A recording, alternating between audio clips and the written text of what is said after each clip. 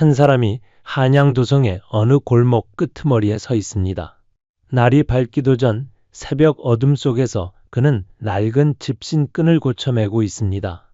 등에 맨 보따리 안에는 먹다 남은 떡 한 덩이와 종이 몇 장, 그리고 손바닥만한 동그란 구리패 하나가 들어 있습니다. 겉으로 보면 그저 어딘가로 떠나는 허름한 행인이지만 그 보따리 안에 든 것들이 이 사람을 여느 나그네와 전혀 다른 존재로 만들고 있습니다. 마패와 봉서, 그 두 가지가 이 사람의 신분이자 임무이자 목숨줄이었습니다. 어젯밤 그는 왕 앞에 무릎을 꿇고 밀봉된 봉서 하나를 받아들었습니다. 그 안에 무엇이 적혀 있는지 그 자리에서는 열어볼 수 없었습니다. 도성문을 나서 일정한 거리를 벗어난 뒤에야 비로소 그 봉서를 뜯어 자신이 어디로 가야 하는지, 무엇을 살펴야 하는지를 알 수 있었습니다. 그리고 지금 이 새벽 그는 한양을 뒤로하고 어둠 속으로 걸음을 내딛고 있습니다. 조선시대 암행어사라는 말을 들으면 많은 사람들이 먼저 떠올리는 장면이 있습니다. 탐관오리가 득세하는 고을에 호련히 나타나 마패를 번쩍 들어올리며 어사출두를 외치면 기세 등등하던 사또가 벌벌 떨며 무릎을 꿇는 장면입니다. 그 장면은 분명 암행어사 이야기의 한 부분이기는 합니다. 하지만 그 짧고 극적인 순간 뒤에는 몇 달에 걸친 길고 지독한 여정이 숨어 있었습니다. 굶주림과 추위, 병과 의심 속에서 신분을 감추고 걷고 또 걷던 그 여정이야말로 암행어사의 진짜 모습에 가깝습니다. 화려한 출두 장면은 그 고단한 길의 끝에서야 비로소 찾아오는 것이었습니다. 그 길의 처음과 끝, 그리고 그 사이에 놓인 모든 것을 하나씩 따라가 보려 합니다. 조선 왕조실록에는 암행어사라는 말이 성종 10년인 1479년에 처음 등장합니다. 그 이전에도 왕이 신하를 지방에 보내 민정을 살피게 하는 일은 있었지만 신분을 완전히 숨기고 몰래 움직이는 방식이 제도로 자리를 잡은 것은 이 무렵부터였습니다. 처음에는 반발이 심해 주로 시행되지 못하다가 점차 틀이 잡히면서 조선 왕조 내내 이어지는 제도가 되었습니다. 이후 암행어사 제도는 왕조가 이어지는 내내 존속하다가 고종 33년인 1896년에 마지막 보고서가 올라오면서 역사 속으로 사라졌습니다. 400년이 넘는 시간 동안 이 제도가 유지되었다는 것은 그만큼 조선이라는 나라가 이 방식에 의존했다는 뜻이기도 합니다. 중앙에서 지방 관리들을 직접 통제하기 어려운 구조 속에서 왕이 믿을 수 있는 사람을 몰래 내려보내 실상을 확인하는 것이 때로는 가장 빠르고 확실한 방법이었습니다. 조선의 지방 행정 구조를 먼저 살펴봐야 암행어사가 왜 필요했는지를 이해할 수 있습니다. 전국은 8개의 도로 나뉘어 있었고 각 도에는 관찰사가 있었습니다. 관찰사 아래에는 각 고을의 수령들이 있었는데 목사, 부사, 군수, 현감, 현령 등 고을의 크기와 격에 따라 직급이 달랐습니다. 이 수령들은 그 고을 안에서 사실상 절대적인 권력을 가지고 있었습니다. 행정과 사법, 군사까지 모두 수령의 손에 달려 있었습니다. 문제는 한양에서 지방까지의 거리가 너무 멀었다는 것입니다. 보고서가 올라오고 명령이 내려가는 데만 며칠에서 몇 주가 걸렸습니다.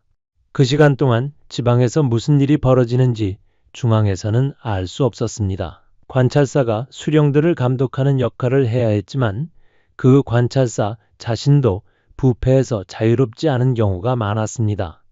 관찰사와 수령이 서로 봐주는 관계가 되면 그도 전체가 하나의 부패 덩어리가 되었습니다. 백성들이 억울한 일을 당해도 고발할 곳이 없었습니다. 수령에게 호소하면 수령이 오히려 더 큰 피해를 주었고 관찰사에게 올려도 수령과 한통속이라면 결과가 달라지지 않았습니다. 한양까지 올라가 직접 하소연하려 해도 그 긴 길을 감당할 수 있는 사람이 많지 않았습니다. 그 구조적 공백 속에서 암행어사 제도가 자리를 잡았습니다. 왕이 직접 신뢰할 수 있는 사람을 몰래 내려보내 그 공백을 들여다보는 것이었습니다. 수령의 임기는 보통 1800일, 즉 5년이었지만 실제로는 그보다 짧게 교체되는 경우가 많았습니다.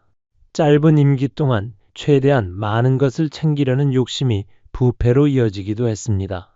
어차피 얼마 있다가 떠날 자리라는 생각이 있으면 그 고을의 미래보다 당장의 이익이 우선이 되었습니다. 수령이 바뀔 때마다 새로 오는 수령이 기존 아전들과 어떤 관계를 맺느냐에 따라 그 고을의 분위기가 달라졌습니다. 청렴한 수령이 와도 오래된 아전들의 관행을 하루아침에 바꾸기 어려웠습니다. 아전들은 수령이 바뀌어도 그 자리에 남아 있었고 수령보다 그 고을의 실제 사정을 더 잘 알고 있었습니다. 수령이 새로 부임하면 아전들이 먼저 그 수령의 성품을 파악하고 어디까지 건드릴 수 있는지를 탐색했습니다. 암행어사로 선발되는 과정은 철저하게 비밀 속에 이루어졌습니다. 왕이 직접 신하들 가운데서 후보를 고르되 3사와 시종신 중에서 공정하고 강명한 자를 가려 뽑는 것이 원칙이었습니다.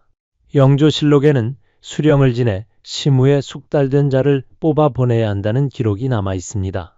지방 물정을 모르는 사람을 보내면 아무리 눈을 크게 뜨고 다녀도 보아야 할 것을 보지 못하고 돌아오기 때문이었습니다. 수령을 지내지 않은 자는 외방의 물정을 알지 못하기 때문에 반드시 일찍이 수령을 지내고 물정에 아주 익숙한 자로 뽑아서 보내는 것이 마땅하다는 말이 실록에 남아 있습니다. 이 원칙은 암행어사가 단순히 왕의 심부름꾼이 아니라 현장을 읽을 수 있는 안목을 갖춘 사람이어야 한다는 것을 뜻했습니다. 그렇다고 해서 나이가 많고 경험이 풍부한 고위 관리들이 주로 뽑힌 것도 아니었습니다. 지나치게 얼굴이 알려진 사람은 신분을 숨기는 데 어려움이 있었고 몸이 무거운 사람은 긴 여정을 견디기 어려웠습니다. 대체로 30대 전후에 중견 관리들이 많이 선발되었습니다. 이들은 아직 지방에서 널리 알려지지 않았고 몸도 가벼웠으며 판단력도 충분히 갖추고 있었습니다. 물론 이것도 꼭 법적으로 정해진 것은 아니어서 상황마다 다르게 적용되었습니다. 나이가 꽤 있는 신하들이 가기도 했고 젊은 관리가 파견되는 경우도 있었습니다. 중요한 것은 왕이 그 사람을 직접 믿을 수 있어야 한다는 것이었습니다. 선발 소식은 당사자에게도 갑작스럽게 찾아왔습니다. 어느 날 왕이 부른다는 전가를 받고 편전으로 들어가면 그 자리에서 봉서와 마패를 받게 되었습니다. 미리 준비할 시간이 없었습니다. 그 자리에서 임무를 받고 바로 길을 나서야 했습니다. 가족에게 인사를 할 시간도 충분하지 않았고 짐을 꾸릴 여유도 많지 않았습니다. 어사로 임명되자 제가 전하에게 무슨 잘못을 했기에 이러십니까? 라고 적어두었다는 이야기가 전해질 만큼 이 임무는 받는 순간부터 고달픔이 예정되어 있었습니다. 영광스러운 왕명이었지만 그 영광 뒤에 따라오는 것이 무엇인지를 아는 사람들은 그 임명을 마냥 기뻐하기 어려웠습니다. 집문을 나서면서 뒤를 한번 돌아보았을 그 사람의 마음이 어떠했는지는 짐작하기 어렵지 않습니다. 봉서는 밀봉된 왕의 명령서였습니다. 그 안에는 어디로 가야 하는지, 무엇을 살펴야 하는지가 적혀 있었습니다. 하지만 그 내용은 도성을 완전히 벗어난 뒤에야 열어볼 수 있었습니다. 봉서를 받는 순간부터 임무는 이미 시작된 것이었고 그 봉서가 뜯기는 순간 돌아올 수 없는 길이 열렸습니다. 마패는 동으로 만든 둥근 패였습니다. 앞면에는 말 그림이 새겨져 있었고 뒷면에는 상서원 도장이 찍혀 있었습니다. 처음에는 목조 마패였으나 세종 때부터 철제로, 성종 때부터는 동제로 바뀌었습니다. 말 그림의 수는 직급에 따라 달랐는데 왕은 10마리, 세자는 9마리, 왕의 전권 특사는 8마리가 새겨진 마패를 받았습니다. 암행어사는 보통 2마리에서 5마리 사이에 마패를 받았습니다. 이 마패를 역참에 내밀면 말을 빌릴 수 있었고 필요한 경우 지방 관하에서 인력과 물자를 요청할 수 있었습니다. 그러나 마패는 함부로 꺼내 보일 수 없는 물건이었습니다. 신분을 숨기고 다니는 암행어사가 역참에 나타나 말 3마리 이상을 빌리겠다고 하면 그 자체가 나는 암행어사입니다 라고 광고하는 것이나 다름없었습니다. 그래서 실제로 이동할 때는 마패를 보따리 깊숙이 감추고 걸어서 이동하거나 기껏해야 말 한 마리를 빌려 타는 경우가 많았습니다. 임무가 완전히 끝나고 어사 출두를 선언하는 순간에야 마패는 비로소 햇빛 아래로 나왔습니다.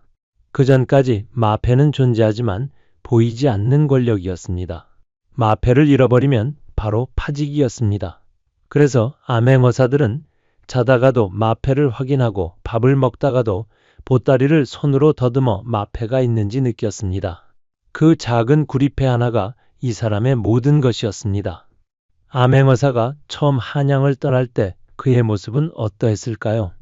비단, 도포와 갓을 갖춰 입은 관리의 차림이 아니었습니다. 낡은 무명 두루마기에 집신을 신고 바랑 하나를 어깨에 걸친 채 길을 나섰습니다.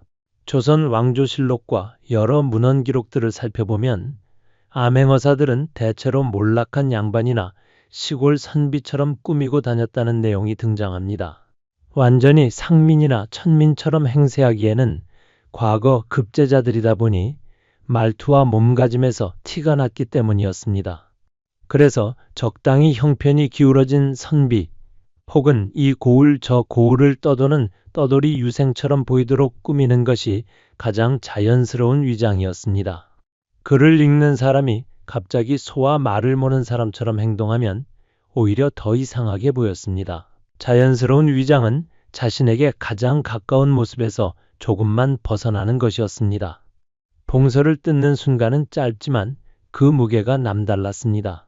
도성을 벗어나 인적이 드문 길목에 이르렀을 때 암행어사는 보따리에서 봉서를 꺼냈습니다. 밀봉된 종이를 조심스럽게 뜯으면 안에는 왕의 명령이 빼곡히 적혀 있었습니다. 어느 고을로 가야 하는지, 어느 수령의 행적을 살펴야 하는지, 어떤 민원이 올라와 있는지가 담겨 있었습니다. 봉서를 읽고 나면 내용을 외우거나 따로 메모해두고 봉서 자체는 처리해야 했습니다. 그 종이 한 장이 적의 손에 들어가면 임무 전체가 위태로워질 수 있었기 때문입니다. 봉서가 뜯리는 그 순간 암행어사는 완전히 혼자가 되었습니다. 길은 멀었습니다. 한양에서 전라도나 경상도 끝까지 가려면 요즘 기준으로는 몇 시간이면 닿을 거리지만 당시에는 걸어서 열흘에서 보름 이상이 걸렸습니다. 말을 빌려 타도 며칠이었고 도중에 길이 끊기거나 강물이 불어 건너지 못하는 날이 생기면 그보다 더 걸렸습니다. 암행어사는 이 긴 여정을 이어가야 했습니다. 물론 실제로는 수행원이 한두 명 따라붙는 경우가 많았습니다. 방자라고 불리는 심부름꾼과 호위 역할을 하는 사람이 동행하기도 했지만 이들 역시 신분을 감추고 움직였기 때문에 공식적인 보호나 지원을 받기 어려웠습니다. 셋이 함께 걷고 있어도 서로 일행인 척할 수 없는 경우가 많았습니다. 낯선 고을에서 셋이 함께 다니면 눈에 띄었기 때문에 각자 따로 움직이다가 약속한 장소에서 만나는 방식을 쓰기도 했습니다. 길을 걸으면서 암행어사가 가장 먼저 해야 할 일은 정보를 모으는 것이었습니다. 주막에 들어가 밥 한 그릇을 시켜 먹으면서 주인과 이야기를 나누고 장터 구석에 앉아 사람들의 말에 귀를 기울였습니다. 길가에서 만난 행인에게 이 고을 사또가 어떤 분이냐고 물어보기도 했습니다. 사람들은 낯선 나그네에게 쉽게 속을 털어놓지 않았지만 때로는 오히려 낯선 이에게 더 솔직하게 말하기도 했습니다. 오랫동안 가슴에 눌러두었던 억울함을 어디다 털어놓을 데가 없던 사람들이 처음 보는 나그네 앞에서 한꺼번에 쏟아내는 경우도 있었습니다. 그 말들 속에서 어떤 것이 사실이고 어떤 것이 과장인지를 가려내는 것도 암행어사의 중요한 능력이었습니다. 기생집과 주막은 정보가 가장 많이 오가는 곳이었습니다.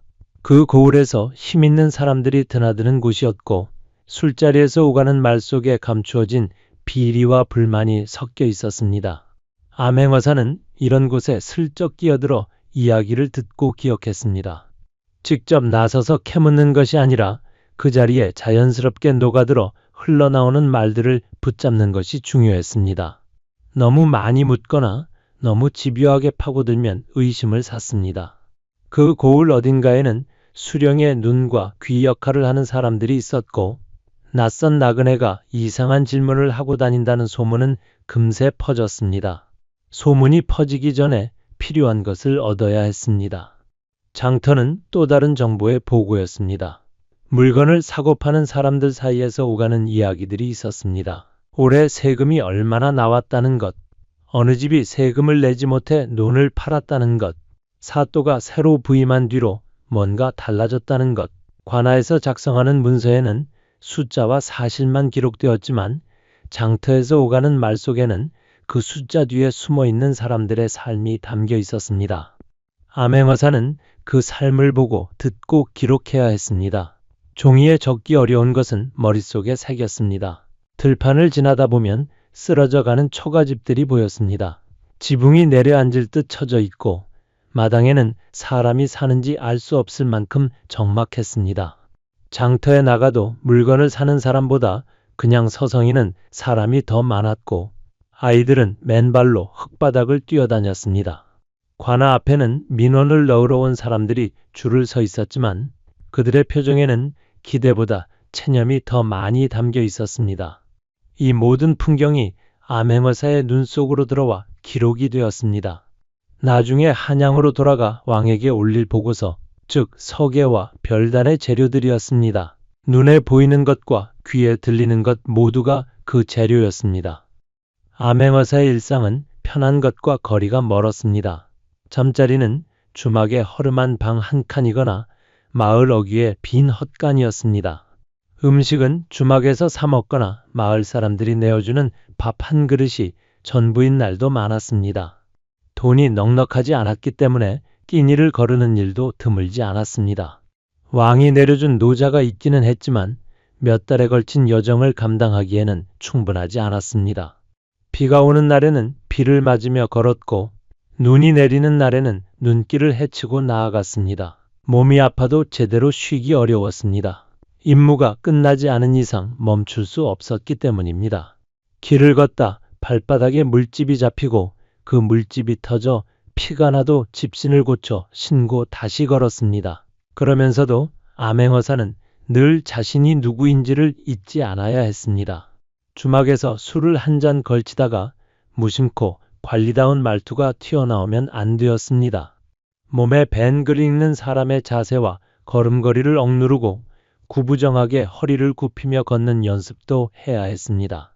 길에서 고을 아전이나 관리와 마주쳤을 때 자신도 모르게 권위 있는 태도를 취하면 그 순간 모든 것이 들킬 수 있었습니다. 수십 년 동안 몸에 익은 관리의 습관을 지우고 그 위에 가난한 나그네의 모습을 새로 덧지우는 일은 결코 쉬운 것이 아니었습니다. 사람의 몸에 밴 것은 쉽게 지워지지 않았습니다. 그래서 어떤 암행어사는 출발 전 며칠 동안 일부러 남루한 차림으로 한양 골목을 걸어다니며 나그네의 몸짓을 익혔다는 이야기도 전해집니다. 신분이 들킬 뻔한 위기의 순간도 있었습니다. 어느 고을에서 수령이 낯선 나그네에 대한 소문을 듣고 그가 암행어사가 아닌지 의심해 사람을 풀어 뒤를 밟게 한 일이 있었습니다. 어떤 경우에는 고을 아전이 주막 주인을 통해 나그네의 행동을 일일이 보고받기도 했습니다. 이런 상황에서 암행어사는 그 고을을 빠져나와 다른 경로로 돌아가거나 한동안 다른 곳에 머물며 의심이 가라앉기를 기다려야 했습니다. 임무를 완수하기 위해서는 때로 물러서는 것이 더 현명한 선택이었습니다. 진짜 적은 탐관오리가 아니라 그 탐관오리의 눈과 귀가 되어 움직이는 수많은 사람들이었습니다. 신만이가 가짜 어사로 오인받는 소동도 있었습니다. 산에서 내려온 낯선 사람이 이 고을 저 고을 사정을 캐묻고 다닌다는 소문이 돌면 사람들은 혹시 암행어사가 아닐까 하고 긴장했습니다. 그 긴장이 때로는 엉뚱한 사람에게 향하기도 했습니다. 가짜 어사도 있었습니다. 암행어사의 이름이 워낙 알려지다 보니 그 이름을 도용해 이익을 챙기려는 사람들이 나타났습니다. 어느 고을에 나타나 자신이 암행어사라고 주장하며 수령에게 뇌물을 요구하거나 백성들을 협박하는 자들이었습니다. 왕명을 위조한 것이니 발각되면 사형이었습니다. 그런데도 가짜 어사가 끊이지 않았다는 것은 암행어사라는 이름이 가진 권위와 공포가 그만큼 컸다는 뜻이기도 합니다. 진짜 어사와 가짜 어사를 구분하는 것이 쉽지 않았습니다. 낯선 나그네가 나타나 이 고을 사정을 물어보면 진짜인지 가짜인지 모른 채 조심해야 했습니다.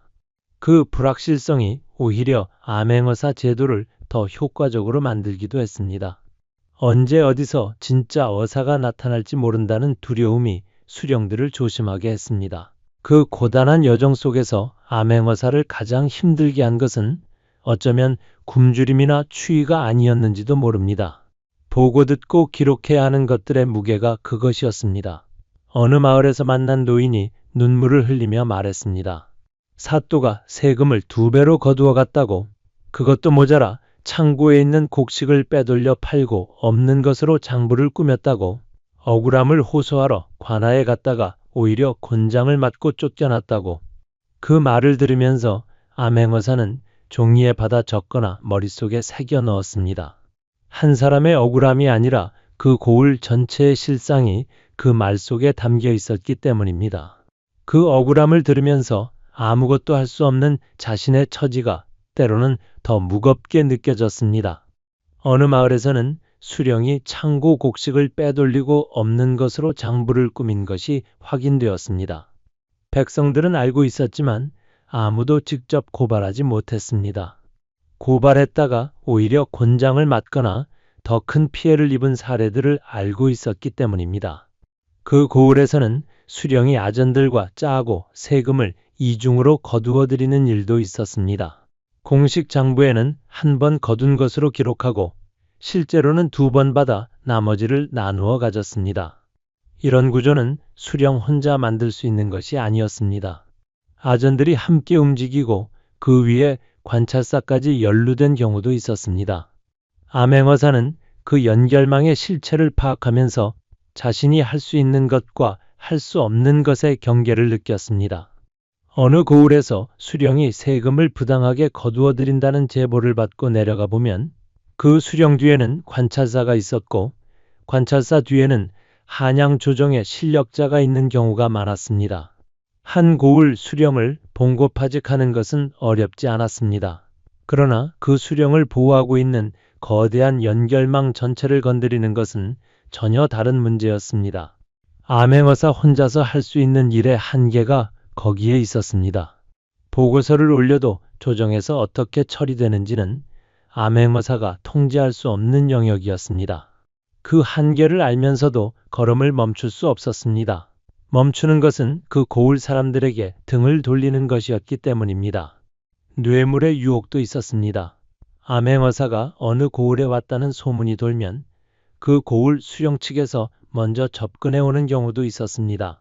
직접적으로 돈을 건네는 것이 아니라 좋은 방을 내어주고 진수성찬을 차려 대접하는 방식으로 시작해 점점 더 깊은 관계로 끌어들이려 했습니다.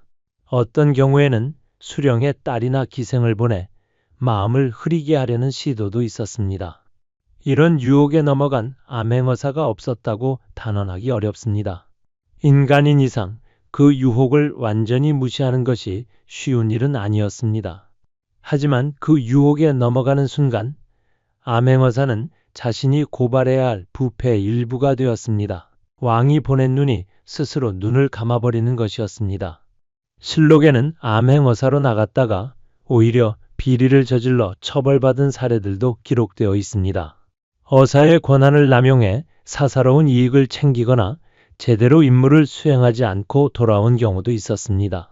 정조 때 호남어사로 파견된 이희갑은 나주 목사의 비리를 보고도 어사 출두를 하지 않고 그냥 복귀했다가 정조의 질책을 받았습니다. 결국 다시 파견되어 임무를 마쳤지만 돌아온 뒤 파면되었습니다. 왕이 직접 뽑아보낸 사람에게 기대했던 것을 하지 못했을 때 그 책임은 온전히 그 사람에게 돌아왔습니다. 제대로 하지 않는 것도 잘못이었지만 너무 지나치게 권한을 행사하는 것도 문제가 되었습니다. 암행어사는 그 좁은 길 위를 걸어야 했습니다. 암행어사의 하루는 어떻게 흘러갔을까요? 새벽에 일어나 짐을 꾸리고 주막 주인에게 오늘 길이 어떤지를 물었습니다. 어느 고을로 가는 길이 험한지, 강이 불어 건너기 어려운 곳은 없는지, 그 이야기를 들으면서 동시에 주막 주인이 그 고을에 대해 무엇을 알고 있는지도 살폈습니다. 아침을 먹고 나서 길을 나서면 오전 내내 걸었습니다. 점심은 길가 주막이나 마을에서 얻어먹었습니다. 밥을 먹으면서 그 자리에 있는 사람들의 이야기를 들었습니다. 오후에는 다시 걷고 저녁 무렵 다음 고을 어귀에 닿았습니다. 주막을 잡고 짐을 내려놓은 뒤 저녁을 먹으면서 또 정보를 모았습니다.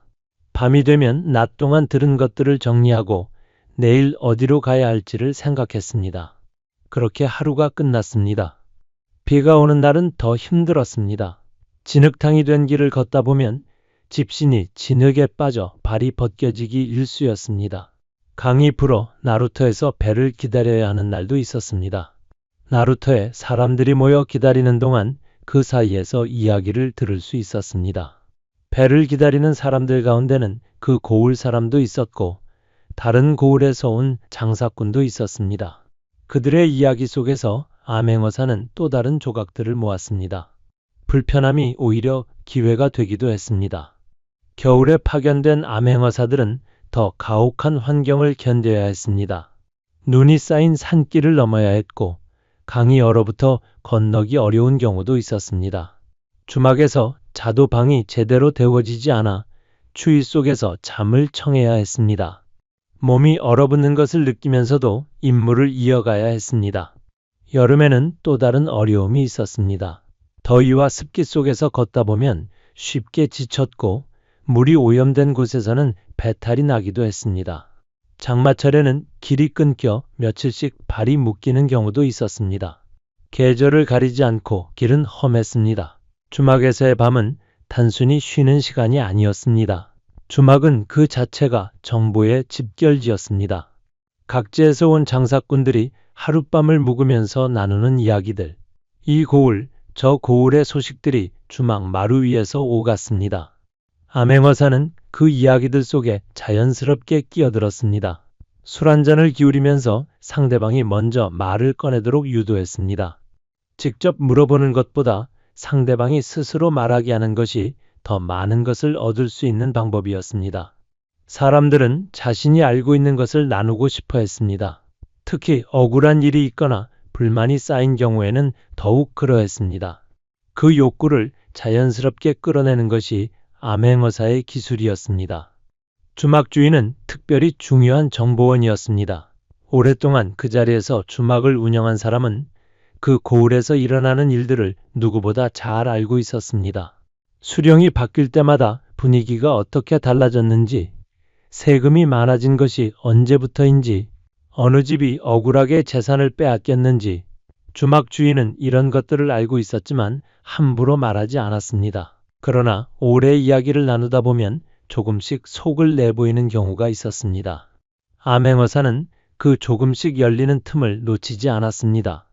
암행어사가 거쳐가는 고을의 수는 임무마다 달랐지만 대체로 여러 고을을 돌아보는 것이 일반적이었습니다. 한 고을에서 필요한 정보를 모으는데 며칠이 걸리기도 했고 어떤 고을에서는 하루 이틀 만에 상황을 파악하고 다음 고을로 이동하기도 했습니다. 고을마다 상황이 달랐습니다. 어떤 고을에서는 수령의 횡포가 극심해 백성들이 도망가거나 굶어 죽는 일이 생기고 있었습니다. 그 차이를 눈으로 확인하면서 암행어사는 조선의 지방 행정이 얼마나 수령 개인의 성품과 능력에 달려 있는지를 실감했습니다. 좋은 수령이 있는 고을은 달랐습니다. 장터에 사람들이 활기차게 오갔고 논밭에는 곡식이 제대로 자라고 있었습니다. 관아 앞에 민원을 넣으러 온 사람들이 적었고 그 얼굴에는 체념 대신 기대가 담겨 있었습니다. 주막에서 이야기를 나누면 사람들은 사또가 이번에는 괜찮은 분이라고 했습니다. 세금을 제때 공정하게 거두고 창고 곡식을 빼돌리지 않는다고 했습니다. 억울한 일이 있으면 관아에 가도 들어준다고 했습니다. 이런 고을에서 암행어사는 별단에 그 수령의 선정을 기록했습니다. 포상이 필요한 경우 그것을 왕에게 올렸습니다. 잘못을 적발하는 것만큼 잘한 것을 알리는 것도 암행어사의 임무였습니다.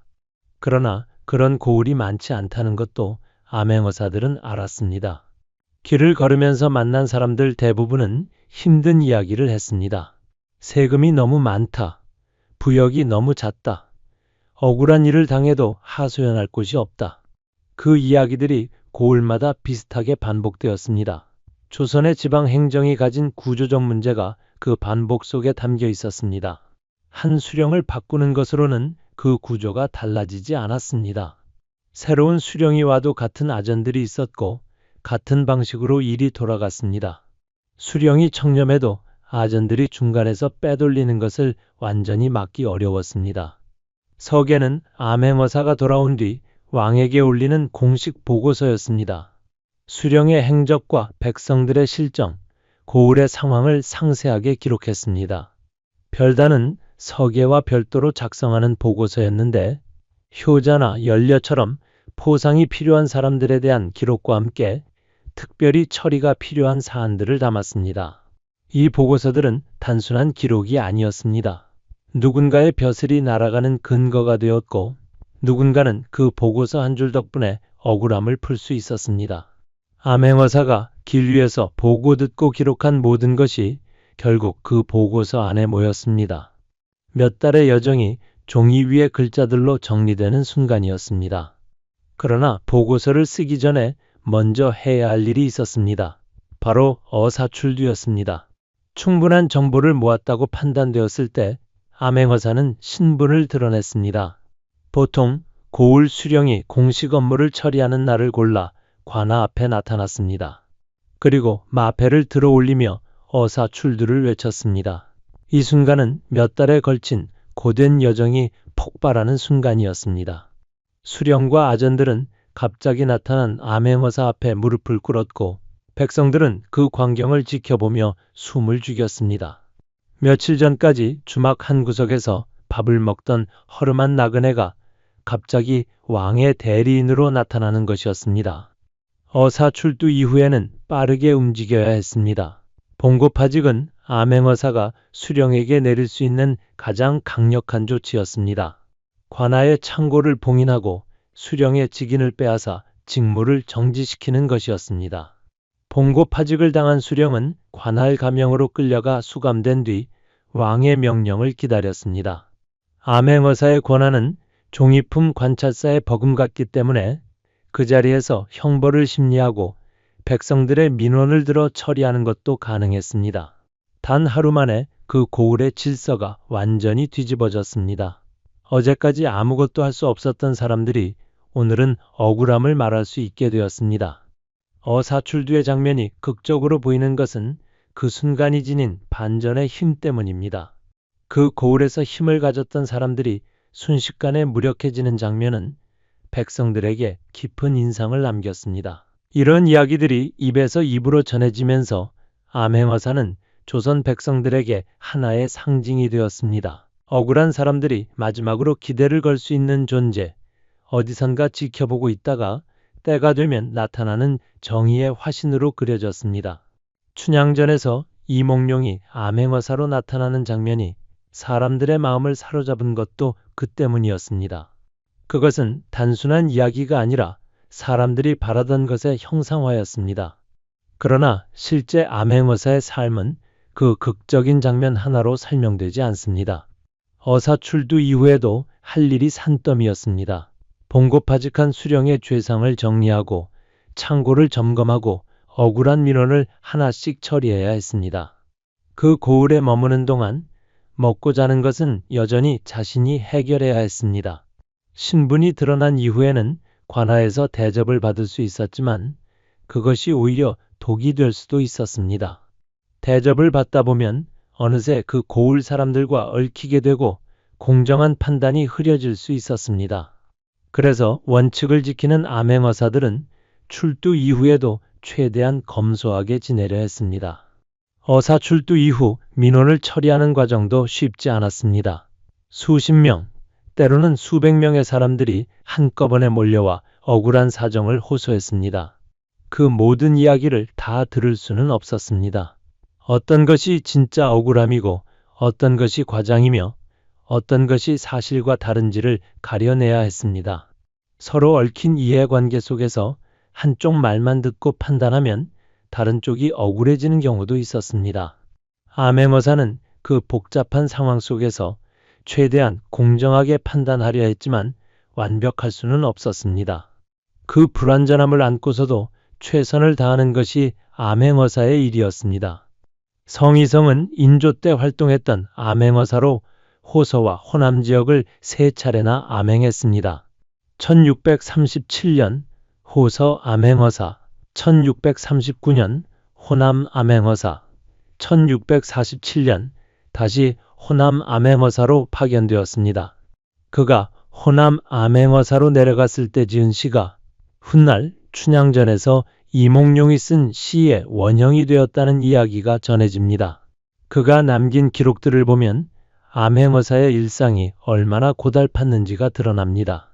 며칠씩 제대로 먹지 못한 채 걸었고 비를 맞으며 산길을 넘었습니다. 백성들의 실정을 들으면서 마음이 무거워졌고 그 무거움을 안고 다시 다음 고을로 발걸음을 옮겼습니다. 그는 3번이나 이 길을 걸었습니다. 한 번으로도 충분히 힘든 여정을 3번이나 반복했다는 것은 그가 이 일을 단순한 임무 이상으로 여겼다는 뜻이기도 합니다. 박문수는 암행어사의 이름을 대표하는 인물로 오랫동안 사람들의 입에 오르내렸습니다. 영조 때 활동했던 그는 영남 지역에 파견되어 민심을 살피고 탐관오리를 적발하는 일을 했습니다. 그의 이름이 유독 많은 이야기와 설화로 남은 것은 그가 백성들의 실정에 가까이 다가갔기 때문이었습니다. 소시적에 방탕하게 지냈다는 이야기도 있는데 오히려 그 시절의 경험이 민초들의 삶을 이해하는 데 도움이 되었다는 평가도 있습니다. 글만 읽고 관아에만 앉아있던 사람과 달리 그는 저잣거리와 주막과 논밭을 알고 있었습니다.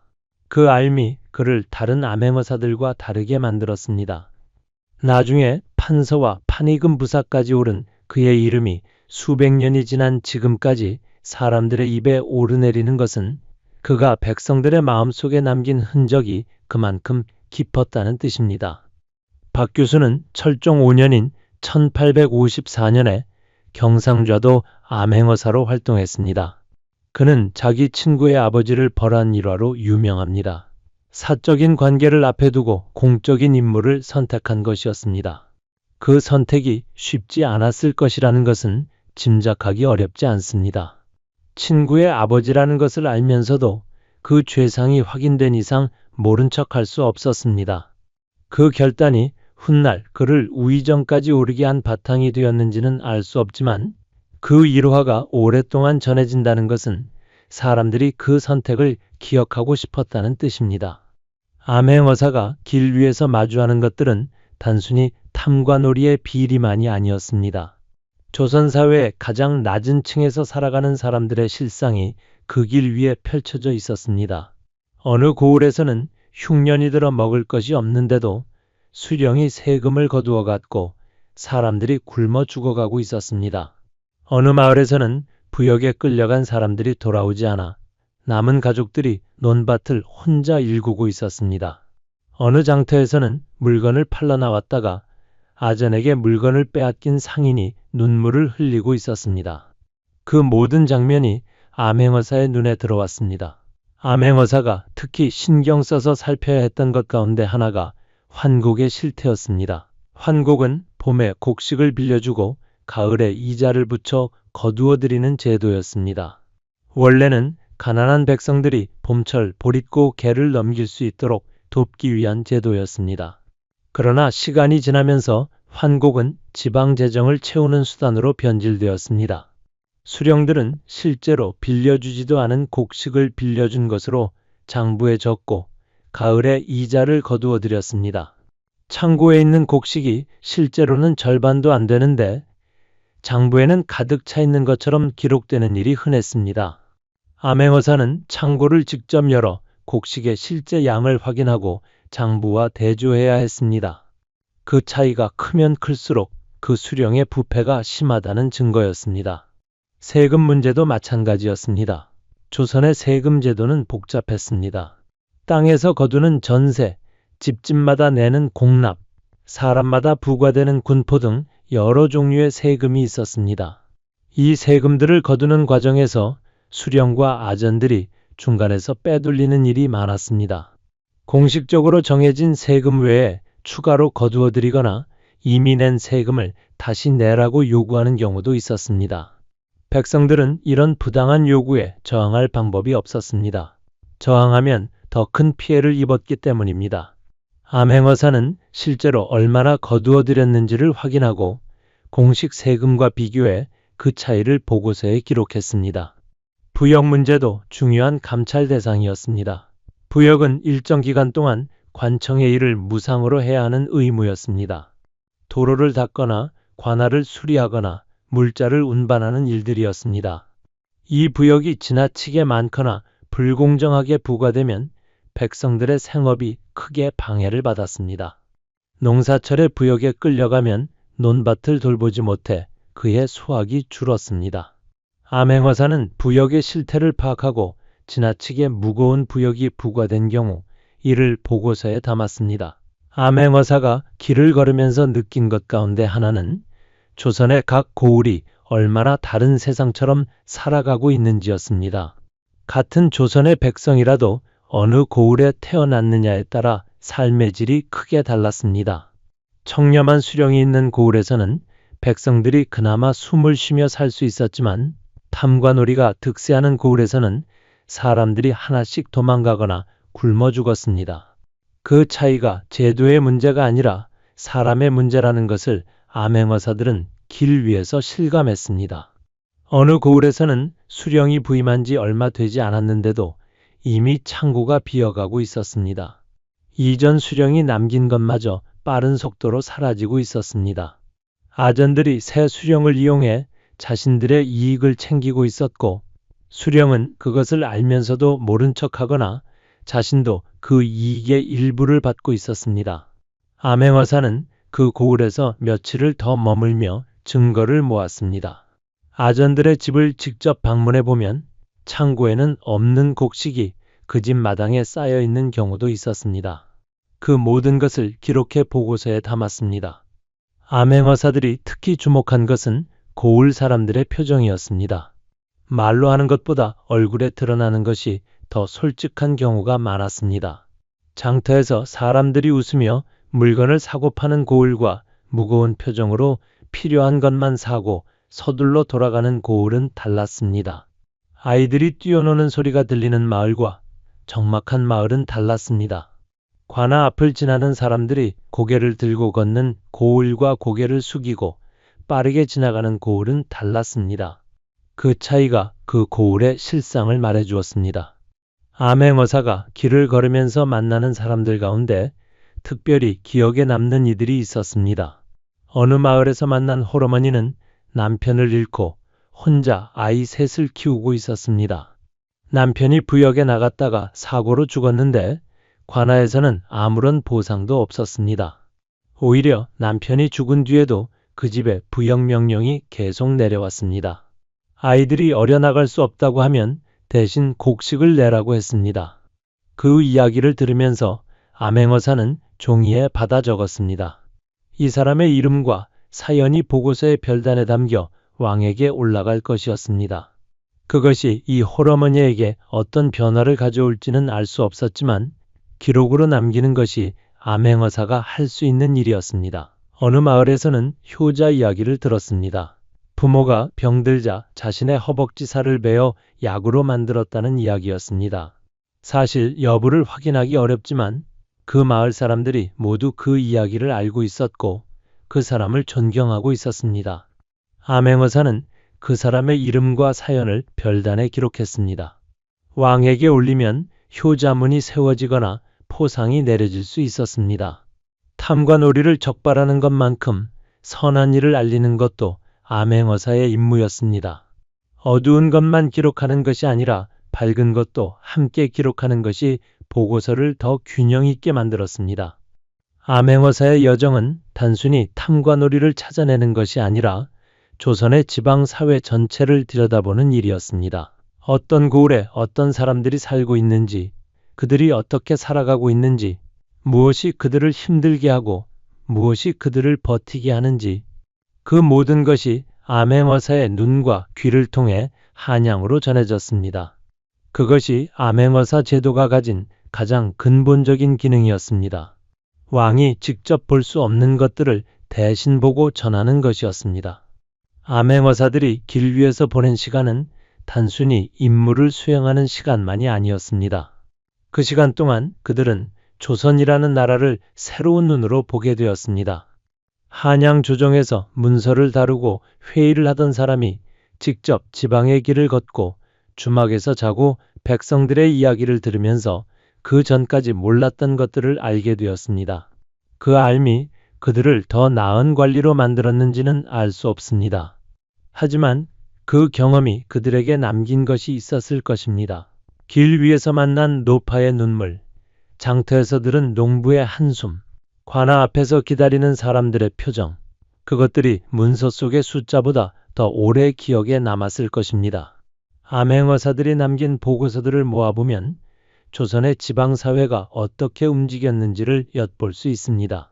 어느 고을에서는 수령이 부임한 지 얼마 되지 않아 이미 민심이 흉흉해졌다는 기록이 있습니다. 어느 고을에서는 수령이 청렴하고 공정해 백성들이 편안하게 살고 있다는 기록도 있습니다.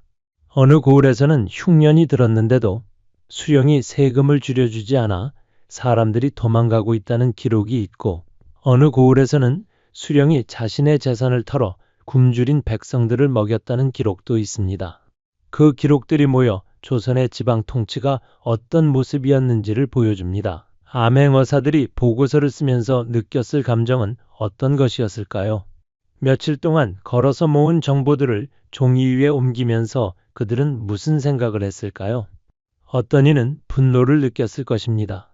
이렇게 명백한 부패가 이렇게 오래 계속되어 왔다는 것에 대한 분노였습니다. 어떤 이는 허탈함을 느꼈을 것입니다. 자신이 이 보고서를 올려도 얼마나 달라질지 알 수 없다는 허탈함이었습니다. 어떤 이는 다짐을 했을 것입니다. 이번만큼은 제대로 처리되어야 한다는 다짐이었습니다. 그 감정들이 보고서의 글자들 사이에 녹아 있었습니다. 암행어사들이 한양으로 돌아오는 길에 마음속에 담고 온 것들은 보고서에 다 담기지 않았습니다. 길에서 만난 사람들의 얼굴, 들었던 이야기들, 보았던 풍경들이 보고서 밖에 남아 있었습니다. 그것들이 그들의 이후 삶에 어떤 영향을 미쳤는지는 알 수 없습니다. 하지만 그 경험이 그들을 바꾸어 놓았을 것이라는 것은 짐작할 수 있습니다. 지방의 실상을 직접 눈으로 본 사람과 문서로만 접한 사람은 달랐습니다. 그 차이가 이후 그들이 어떤 관리가 되느냐에 영향을 미쳤을 것입니다. 암행어사 제도가 가장 활발하게 운영된 것은 영조와 정조 시대였습니다. 두 왕 모두 지방 통치의 실상에 깊은 관심을 기울였고 암행어사를 통해 중앙에서 파악하기 어려운 정보를 얻으려 했습니다. 정조는 특히 암행어사의 보고서를 꼼꼼히 검토하고 그에 따른 조치를 직접 챙기는 것으로 알려져 있었습니다. 어사가 보고서를 올리면 그 내용을 바탕으로 해당 수령을 처벌하거나 포상하는 것이 빠르게 이루어졌습니다. 왕이 관심을 기울일수록 암행어사들은 더 철저하게 임무를 수행해야 한다는 압박을 받았습니다. 제대로 하지 않으면 자신이 처벌받을 수 있었기 때문입니다. 그 압박이 암행어사들을 더 꼼꼼하게 만들기도 했고 더 힘들게 만들기도 했습니다. 암행어사 제도가 가진 근본적인 한계도 있었습니다. 이 제도는 지방 통치 체계가 제대로 작동하지 않을 때 그 공백을 메우기 위해 개인을 파견하는 방식이었습니다. 한 사람이 몇 달 동안 몇 개 고을을 돌아보고 보고서를 올리는 것으로는 구조적인 부패를 뿌리 뽑을 수 없었습니다.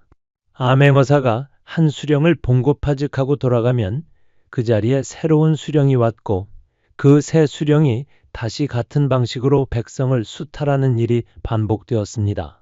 암행어사가 지나간 고을은 잠시 숨을 죽이다가 어사가 떠나면 다시 예전으로 돌아가는 경우도 적지 않았습니다. 그 허탈함을 알면서도 암행어사들은 다시 길을 나섰습니다. 암행어사 제도가 가진 또 다른 한계는 그 제도 자체가 왕의 의지에 전적으로 달려 있었다는 것입니다. 왕이 지방 실정에 관심을 가지고 암행어사를 자주 파견하면 지방 통치가 어느 정도 견제를 받았습니다. 하지만 왕이 다른 일에 집중하거나 신하들의 반대에 부딪히면 암행어사 파견이 줄어들었습니다. 제도 자체는 있었지만 그것을 실제로 작동시키는 것은 왕의 의지였습니다. 왕의 의지가 약해지면 제도도 약해졌습니다. 제도가 개인의 의지에 의존하는 그 한계는 분명했습니다. 그 한계가 조선 말기로 갈수록 더 뚜렷하게 드러났습니다. 그럼에도 이 제도가 400년 이상 유지된 것은 그것이 완전하지는 않더라도 없는 것보다는 나았기 때문이었습니다. 백성들에게는 어딘가에서 왕의 눈이 지켜보고 있다는 믿음이 필요했습니다. 아무리 억울한 일을 당해도 하소연할 곳이 없다는 절망이 쌓이면 그것은 결국 더 큰 불만으로 폭발했습니다. 암행어사는 그 절망을 조금씩 흡수하는 역할을 했습니다. 실제로 모든 부패를 없애지는 못하더라도 가끔 탐관오리가 끌려가는 장면을 보여줌으로써 나라가 백성을 완전히 버리지 않았다는 신호를 그것이 이 제도가 가진 정치적 기능이었습니다. 주막마루에 앉아 막걸리 한 사발을 앞에 두고 길손들의 이야기에 귀를 기울이는 나그네의 모습을 상상해 봅니다. 그 나그네의 눈빛은 술에 취한 사람의 눈빛이 아닙니다. 모든 것을 놓치지 않으려는 긴장이 그 안에 담겨 있습니다. 옆자리에서 어느 농부가 올해 세금이 너무 많아 먹고 살기 어렵다고 투덜거립니다. 주막주인은 그 말에 맞장구를 치며 사또나리가 창고 곡식을 빼돌렸다는 소문이 있다고 목소리를 낮춥니다. 나그네는 술잔을 들어 입술을 적시면서 그 말들을 마음속에 새깁니다. 그리고 그 밤 주막방 한 칸에 누워 천장을 바라보며 오늘 들은 것들을 정리합니다. 내일은 또 어느 마을로 발걸음을 옮겨야 하는지를 생각하면서 암행어사의 여정에서 가장 긴 시간을 차지하는 것은 걷는 일이었습니다. 한 고을에서 다음 고을까지 산을 넘고 강을 건너고 들판을 가로질러 걸었습니다. 비가 와도 걸었고 눈이 내려도 걸었습니다. 발바닥에 물집이 잡히고 터지고 다시 굳어지는 동안 길은 계속 이어졌습니다. 그 길 위에서 암행어사는 혼자였습니다. 자신이 누구인지 말할 수 없는 상황에서 마음을 나눌 사람도 없었습니다. 들은 것이 많아질수록 마음이 무거워졌지만 그 무게를 어딘가에 내려놓을 수 없었습니다. 모든 것을 혼자 안고 걸어야 했습니다. 그 고독이 암행어사의 여정을 가장 잘 설명하는 단어일지도 모릅니다. 암행어사가 길 위에서 마주친 백성들의 삶은 어떠했을까요? 어느 고을 장터에서 만난 농부는 올해 수확이 형편없었는데 세금은 작년과 같다고 했습니다. 흉년이 들어 곡식이 줄었는데 세금은 그대로라면 남는 것이 없었습니다.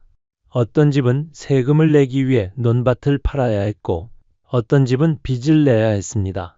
그 빚이 다음 해로 이어지고 그 다음 해로 이어지면서 사람들은 점점 더 깊은 구렁 속으로 빠져들었습니다. 암행어사는 그 구렁의 깊이를 눈으로 확인하면서 보고서에 적었습니다. 하지만 보고서 한 장이 그 구렁을 메울 수는 없었습니다. 그 보고서가 한양에 닿으면 어떤 일이 벌어질지 암행어사는 알 수 없었습니다. 왕이 직접 조치를 취하는 경우도 있었지만 그 보고서가 조정의 여러 손을 거치면서 흐지부지 되는 경우도 있었습니다. 탐관오리와 연결된 세력이 조정 안에 있으면 그 보고서는 조용히 묻힐 수 있었습니다. 암행어사가 몇 달을 걸어 모은 증거들이 종이 위에 글자로 남은 채 아무런 변화를 만들어내지 못하는 경우도 있었습니다. 그 허탈감이 암행어사들을 가장 힘들게 했을 것입니다. 그럼에도 그들은 다시 길을 나섰습니다. 어느 해 겨울 한 암행어사가 경상도 어느 고을을 향해 걷고 있었습니다. 눈이 내려 산길이 미끄럽고 발이 시렸습니다. 주막에 들어가 몸을 녹이고 싶었지만 돈이 얼마 남지 않아 그냥 걸음을 재촉했습니다. 저녁이 되어 마을 어귀에 닿았을 때 한 노파가 나와 어디 가는 길이냐고 물었습니다. 나그네라고 대답하자 노파는 오늘은 눈이 많이 왔으니 우리 집에서 자고 가라고 했습니다. 그 지팡 한 칸에 들어가 따뜻한 밥 한 그릇을 얻어먹으면서 암행어사는 그 노파의 이야기를 들었습니다. 올해 세금을 2번이나 내야 했다는 것, 아들이 부역에 끌려가 돌아오지 않았다는 것, 창고 곡식이 없어진 것을 이장이 알면서도 모른 척 한다는 것, 그 말들이 모두 나중에 보고서에 담길 내용이었습니다. 암행어사는 그 집을 나서면서 노파에게 고맙다는 인사를 했습니다. 노파는 별것 아니라며 손을 저었습니다. 그 짧은 만남 속에서 암행어사는 자신이 왜 이 길을 걷고 있는지를 다시 한번 확인했습니다. 추상적인 왕명이 아니라 눈앞에 있는 이 사람, 이 노파, 이 마을 사람들을 위해 걷고 있다는 것을 말입니다. 그것이 고독한 여정을 이어가게 하는 힘이었습니다. 눈길을 걸으면서 발이 시렸지만 그 시림이 아직 살아있다는 증거였습니다. 살아있는 한 걸을 수 있었습니다. 암행어사 임무를 마치고 한양으로 돌아오는 길은 떠날 때와 달랐습니다. 떠날 때는 봉서 안에 무엇이 적혀 있는지도 몰랐고 앞에 어떤 일이 기다리는지도 알 수 없었습니다. 돌아오는 길에는 보따리 안에 기록이 가득 찼습니다. 그 고을에서 본 것, 들은 것, 확인한 것들이 촘촘하게 적혀 있었습니다. 그 기록을 왕에게 올리는 것이 마지막 임무였습니다. 서계와 별단을 작성해 올리면 임무는 공식적으로 끝났습니다. 하지만 그 보고서를 쓰면서 암행어사는 자신이 모든 것을 담아낼 수 없다는 것도 알았습니다. 몇 달 동안 걸으며 눈에 담은 것들 가운데 종이 위에 올릴 수 있는 것은 일부에 불과했습니다. 글자로 담기지 않는 것들이 더 많았습니다. 보고서를 올린 뒤 암행어사는 다시 평범한 관리로 돌아갔습니다. 어떤 이는 그 공로를 인정받아 승진했고 어떤 이는 별다른 포상 없이 원래 자리로 복귀했습니다. 그리고 또 다른 누군가는 이미 다음 임무를 위한 봉서를 받고 있었습니다. 암행어사의 이름이 역사에 남은 사람도 있었지만 이름조차 남기지 못하고 사라진 사람이 더 많았습니다. 그들이 걸었던 길, 그들이 들었던 이야기, 그들이 올린 보고서들이 모여 조선이라는 나라가 그나마 버텨나갈 수 있는 힘이 되었습니다. 이름이 남지 않았다고 해서 그들이 걸었던 길이 사라진 것은 아니었습니다. 조선 왕조실록에는 암행어사의 보고를 받은 왕이 즉시 조치를 취했다는 기록들이 남아 있습니다.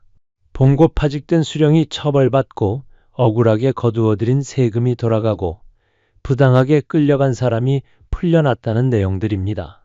그 기록들 뒤에는 몇 달 동안 길을 걷고 주막에서 자고 굶으며 정보를 모은 암행어사의 여정이 숨어 있었습니다. 결과만 보면 깔끔하게 정리된 것처럼 보이지만 그 결과에 이르기까지의 과정은 결코 깔끔하지 않았습니다. 실록의 짧은 기록 뒤에는 긴 여정이 압축되어 있었습니다. 암행어사들이 길 위에서 겪은 일들은 대부분 기록으로 남지 않았습니다. 주막에서 누구를 만났는지, 어느 고을 어귀에서 어떤 노파의 이야기를 들었는지, 산길을 넘다가 발이 얼어 한참을 쉬어야 했는지, 이런 것들은 보고서에 담기지 않았습니다. 보고서에는 사실과 숫자, 수령의 행적과 백성들의 실정이 담겼습니다. 그 보고서를 쓰기 위해 어떤 여정을 거쳤는지는 대부분 사라졌습니다. 그래서 암행어사의 진짜 하루는 기록보다 상상에 더 많이 의존할 수밖에 없습니다. 그 상상의 재료가 되는 것이 바로 그들이 남긴 보고서들과 실록의 단편적인 기록들입니다. 암행어사가 길을 걸으면서 마주치는 풍경들 가운데 가장 오래 기억에 남는 것은 아마도 사람들의 눈빛이었을 것입니다. 관아 앞에 줄을 서서 기다리는 사람들의 눈빛, 장터에서 물건을 팔지 못하고 돌아가는 사람의 눈빛, 아이를 등에 업고 논밭을 걷는 여인의 눈빛, 그 눈빛들이 보고서의 글자보다 더 오래 남았을 것입니다. 암행어사는 그 눈빛들을 기억하면서 보고서를 썼습니다. 글자로는 다 담기지 않는 것들이 그 눈빛들 속에 있었습니다. 암행어사가 길을 걸으면서 가장 많이 들은 말 가운데 하나는 억울하다는 말이었습니다. 억울하다는 말을 입에 담는 사람들의 표정은 제각각이었습니다. 어떤 이는 눈물을 흘리며 말했고 어떤 이는 분노에 떨면서 말했습니다. 어떤 이는 이미 체념한 듯 담담하게 말했고, 어떤 이는 목소리를 낮추며 조심스럽게 말했습니다. 그 모든 억울함이 암행어사의 귀에 쌓였습니다. 그 억울함을 들어주는 것만으로도 이미 무언가가 달라지는 것 같았습니다. 말할 수 있다는 것, 들어줄 사람이 있다는 것이 그 자체로 위로가 되었습니다. 암행어사가 어사출두를 외치는 순간 그 고을에서 가장 먼저 반응하는 것은 수령과 아전들이었습니다. 그들의 얼굴에서 순식간에 색이 바뀌었습니다. 기세등등하던 표정이 무너지고 두려움이 그 자리를 채웠습니다. 그 변화를 지켜보는 백성들의 눈빛도 달라졌습니다. 오랫동안 눌려있던 무언가가 조금씩 풀리는 것 같은 표정들이었습니다. 그 표정들이 암행어사에게 이 길을 걸어온 것이 헛되지 않았다는 것을 알려주었습니다. 며칠 동안 굶으며 걷고 주막바닥에서 자며 모은 것들이 그 순간 하나의 의미를 가졌습니다. 어사출두 이후 관아마당에 사람들이 모여들었습니다. 오랫동안 하지 못했던 말들을 하려는 사람들이었습니다. 그들 가운데 어떤 이는 몇 년 전에 억울하게 빼앗긴 돈 이야기를 했고, 어떤 이는 부역에 나갔다가 다친 뒤 아무런 보상도 받지 못한 이야기를 했습니다. 어떤 이는 창고 곡식이 사라진 것을 알고 있었지만 말할 수 없었다고 했습니다. 그 이야기들이 쏟아져 나오면서 그 고을에서 오랫동안 쌓여있던 것들이 조금씩 드러났습니다. 암행어사는 그 이야기들을 들으면서 어떤 것을 먼저 처리해야 하는지를 판단했습니다. 암행어사가 그 고을을 떠날 때 모든 것이 해결된 것은 아니었습니다. 수령 하나를 봉고파직하는 것으로 그 고을의 모든 문제가 사라지지는 않았습니다.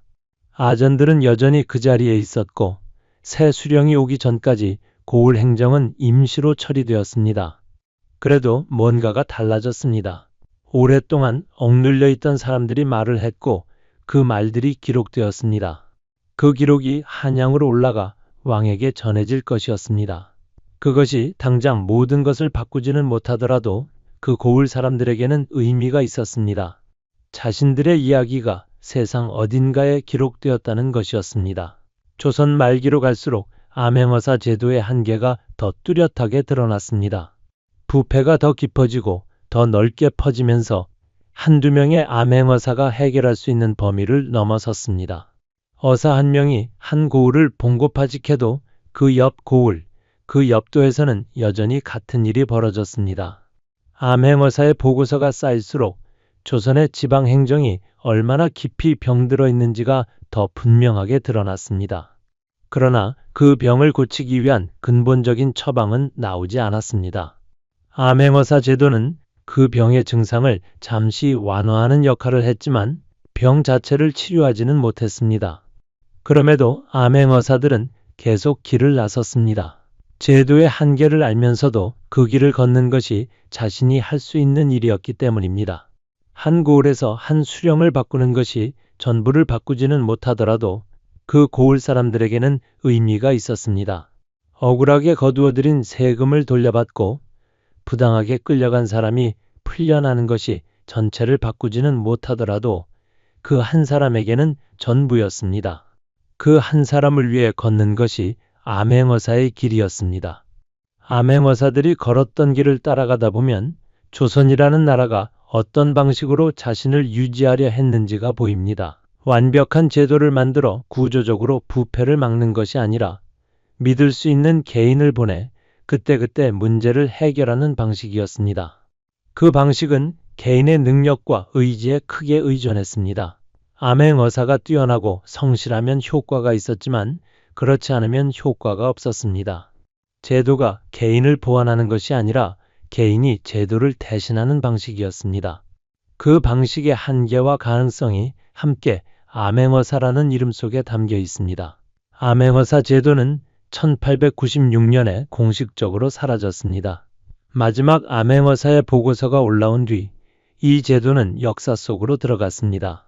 400년이 넘는 시간 동안 수많은 사람들이 마패를 들고 길을 나섰고 그 길 위에서 조선의 실상을 보았습니다. 그들 가운데 이름이 남은 사람도 있고 이름 없이 사라진 사람도 있습니다.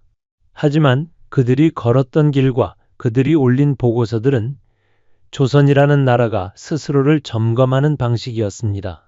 완벽하지 않았지만 없는 것보다는 나았습니다.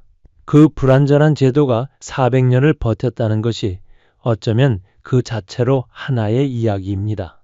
암행어사 제도가 사라진 뒤에도 그 이름은 사라지지 않았습니다.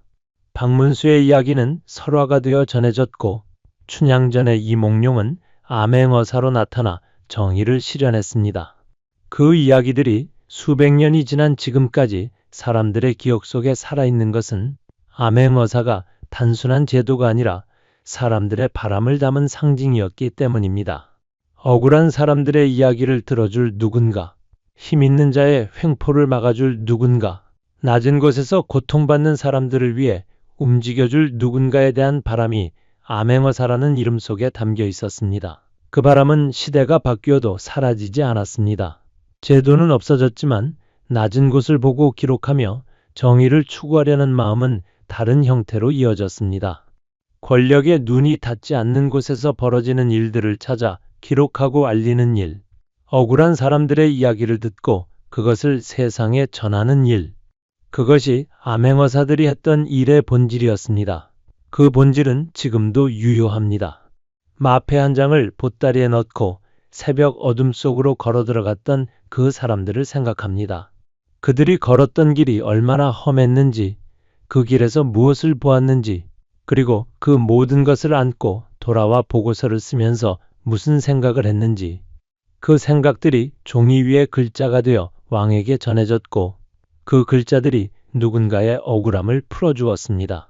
그것이 작은 것처럼 보이지만 그 작은 것들이 모여 조선이라는 나라가 400년을 이어갔습니다. 마패 한 장을 들고 떠난 그 지옥 같은 여정이 조선의 어떤 부분을 지탱했는지는 쉽게 계산되지 않습니다.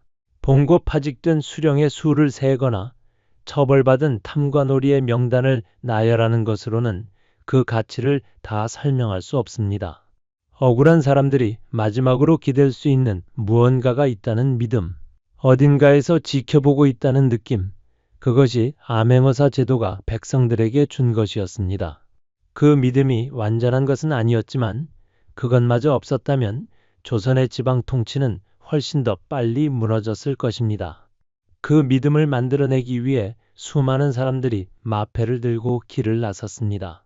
주막 마루에 앉아 막걸리 한 잔을 앞에 두고 길손들의 이야기를 듣던 나그네, 산길을 넘고 강을 건너 며칠째 걸어온 발로 또 다음 고을을 향해 걸음을 내딛던 사람, 보따리 안에 마패를 숨긴 채 자신이 누구인지 말할 수 없었던 그 고독한 여정이 조선이라는 나라의 한 부분을 이루고 있었습니다.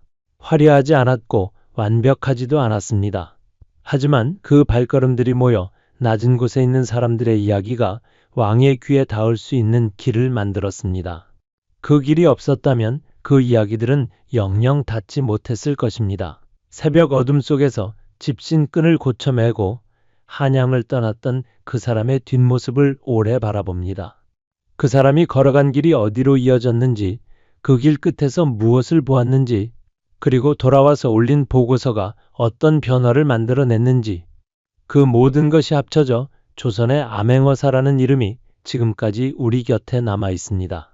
마패 한 장, 봉서 한 통, 그리고 걷는 발, 그것이 전부였지만 그것으로 충분했습니다.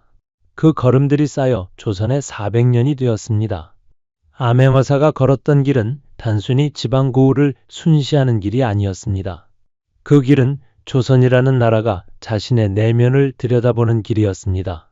중앙에서 보이지 않는 것들, 공식 문서에 담기지 않는 것들, 권력의 눈이 닿지 않는 곳에서 벌어지는 일들을 찾아가는 길이었습니다.